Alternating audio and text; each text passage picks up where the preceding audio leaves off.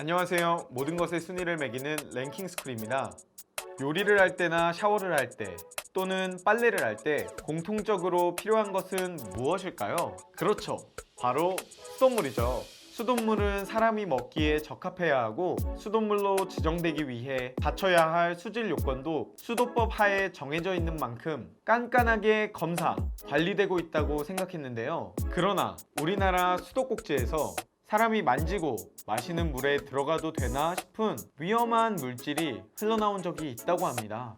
오늘은 한국 수도꼭지에서 흘러나온 어이없는 물질 탑 5를 알아보겠습니다. 5위, 페놀. 발암물질인 것을 넘어서 대표적인 독성 물질로 공장 폐수의 주 함유물에 해당되는 페놀. 우리나라 수돗물에서 페놀이 검출된 적이 있다고 하는데요. 심지어는 사고가 발생한 8시간 동안 공장에서는 페놀 유출을 모르고 있었다고 하는데요. 페놀 유출의 시작은 1991년으로 거슬러 올라갑니다.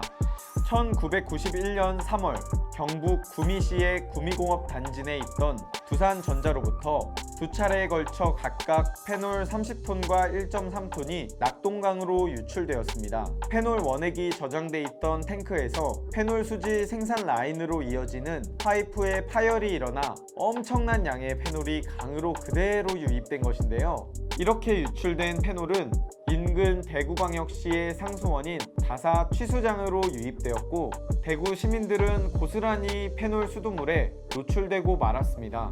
곧 원인을 알 수 없는 소독약 냄새로 민원이 이어지자 취사장에서는 제대로 된 원인 규명도 하지 않은 채 그저 냄새를 없애기 위해 다량의 염소 소독제를 투입, 페놀 수돗물 사태를 더욱 악화시켰는데요. 페놀은 염소 소독과 만나면 친전자성 방향족 치환이라는 반응을 일으켜 클로로페놀이라는 물질이 되는데 쉽게 말해 독성을 업그레이드 시킨 것과 다름없었기 때문이었습니다. 대구 시민들을 포함 관련 피해를 입은 지역 주민들은 두산그룹에 대한 불매운동을 벌였고 조사 이후 대구지방환경청 공무원과 두산전자 관계자가 구속되며 사건은 종결되었습니다. 그러나 이 페놀 수돗물 논란으로 인해 수돗물에 대한 국민들의 불신은 극에 달했고 반동현상으로 생수시장이 활성화되는 계기가 되기도 했습니다. 4위, 과부라 화합물.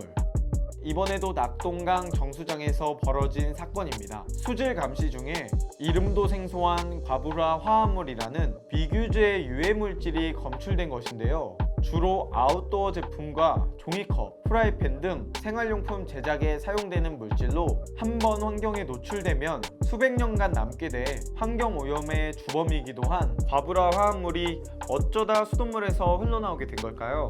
과부라 화합물 중 일부는 생식 기능을 저하시키고 암까지 유발, 호르몬 시스템에 악영향을 미치는 것으로 알려져 있습니다. 해당 대구 정수장에서 검출된 과부라 화합물은 과부라 헥산슐폰산과 과부라 옥탄산이라는 종으로 모두 발암물질로 지정된 물질입니다. 서울의 수돗물과 비교해 5배 이상 높은 수치를 기록했다고 하는데요. 구미 하수처리 구역 사업장 3곳에서 해당 물질을 흘려보낸 것이 확인되어 배출을 차단하는 등 조치를 취했다고 밝혔지만 대구 시민들의 원성은 끊이지 않았고 결국 대구시와 대구지방환경청 등은 긴급 대책회의를 열어 성난 민심 잠재우기에 돌입했는데요. 미규제 유해물질이 검출된 것은 사실이지만 수돗물 사용에 문제가 될 정도는 아니라며 현재는 조치를 취해 배출되지 않으므로 안심하고 마셔도 된다는 것이었죠. 아무리 소량이라지만 괜찮다는 말 한마디에 다시 마시기란 영 꺼림칙할 수밖에 없었는데요.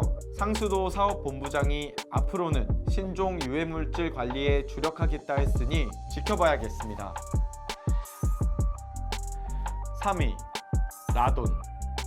지난 2018년 음이온 침대에서 발견돼 큰 충격을 줬던 폐암 유발 1급 발암물질 라돈. 하지만 이 라돈 역시 우리가 먹고 마시는 수돗물에서 발견된 바 있습니다. 주로 도서 및 산간 지역 주민들이 사용하는 수도시설이자 전국 생활용수 공급량의 약 2.5%에 해당하는 소규모 수도시설에서 말입니다.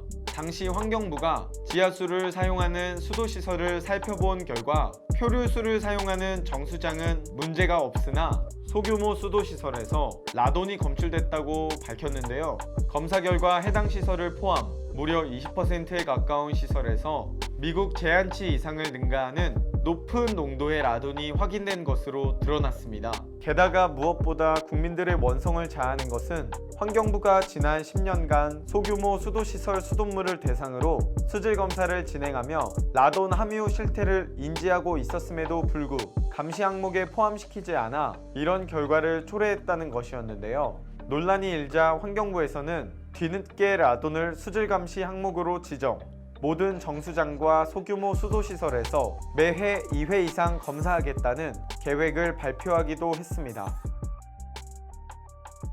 2위, 미세 플라스틱. 미세 플라스틱이란 이름 그대로 5mm 미만 크기의 아주 작은 플라스틱 조각을 뜻합니다. 이러한 미세한 크기로 인해 하수처리 시설에서 걸러지지 않고 바다와 강으로 그대로 유입되는데 이를 물고기들이 먹이로 오인해 섭취하면서 큰 문제가 되고 있기도 하죠. 그러나 지난 2017년에는 사람이 직접 마시는 생수와 수돗물에서 미세 플라스틱이 검출돼 국민들의 우려를 자아내기도 했습니다. 국내에 자리한 24개의 정수장 중 3개의 정수장에서 수돗물 1리터당 0.2개에서 0.6개의 미세 플라스틱이 검출된 것인데요. 미세 플라스틱은 장폐색, 에너지 할당 감소, 성장 불균형 등을 초래하는 물질로 알려져 있지만 당시 정부는 외국 수돗물에서 검출된 평균 개수 4.3개에 현저히 미치지 못하는 수준이라며 우려할 상황은 아니라고 전했죠. 그러나 미세 플라스틱의 인체 위해성 연구가 충분치 않고 미세 플라스틱을 수돗물 수질 기준으로 설정한 국가가 아직 존재하지 않는다는 점을 고려하면 안심하기엔 이릅니다. 미세 플라스틱은 초미세먼지에 대항할 방도가 없는 것처럼 물을 잘 거른다고 없어지지 않는다고 합니다. 결국 일회용 플라스틱을 줄이는 것만이 해답이 될 수 있겠습니다. 1위, 이물질. 현재 인천 서구 지역을 넘어 전 국민의 분노를 자아내고 있는 사건, 바로 인천 붉은 수돗물 사건입니다. 지난 5월 30일부터 인천광역시 서구를 중심으로 시작된 이 적수는 일반 일회용 마스크로도 거를 수 있을 만큼 입자가 굵은 녹물이라고 해 인천 시민들을 불안에 떨게 만들었습니다. 인천의 붉은 수돗물은 붉은 색깔만이 아니라 검은색 입자도 함께 나오는 등 여러 물질이 섞여 있어 당연히 마실 수 없을 뿐더러 샤워나 빨래 등 다른 생활용수로도 사용할 수 없습니다. 인천 상수도 사업본부에 따르면 전기공사를 진행하던 풍납 취수장에서 10시간 이상 단수를 해야 하는데 이를 피하려고 팔당 취수장 물을 공급, 그 과정에서 쓰지 않던 관 2곳을 열었고 해당 물길의 방향이 주로 흐르던 물길이 아닌 반대 방향으로 흐르며 수압이 높아짐에 따라 그 관에 있던 녹이 떨어져 나온 것이라고 추측했는데요. 사태가 발생한 지 무려 3주 가까운 시간이 지났으나 아직까지 적수 사태는 해결되지 않고 있으며 원인 파악 역시 확증이 아닌 추측에 불과한 상황입니다. 인천시의 지지부진한 대응에 시민들이 결국 거리에 나서는 상황까지 발생, 환경부 장관과 시장이 공촌 정수장을 시찰하는 등 움직임을 보이고 있지만 늑장 대응이라는 비난이 이어지고 있습니다. 식도와 피부를 통해 체내 그대로 흡수될 수 있는 수돗물. 한 나라의 국민으로서 유해물질 없는 깨끗한 수돗물을 이용하는 것은 당연한 권리에 해당하죠. 그만큼 관리당국의 철저한 조사와 감시로 원인 규명은 물론 검출 사고 자체가 발생되지 않도록 미연에 방지하는 노력이 필요할 것 같습니다. 지금까지 랭킹스쿨이었습니다. 감사합니다. 잠시만요. 일단 오늘 영상을 끝까지 시청해주신 분들 정말 감사합니다. 오늘은 특별히 공지해드리고 싶은 것이 있어 이렇게 찾아뵙게 되었는데요.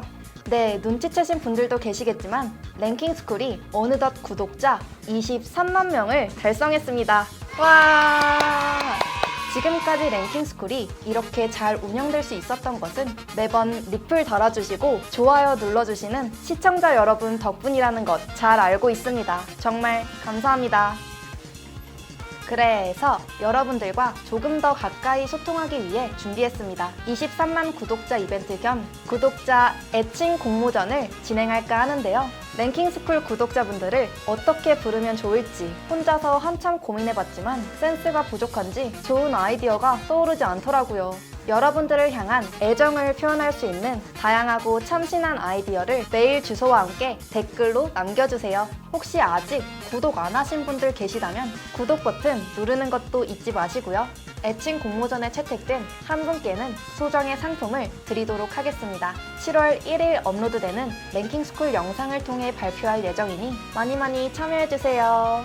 이제는 진짜로 지금까지 랭킹스쿨이었습니다. 감사합니다.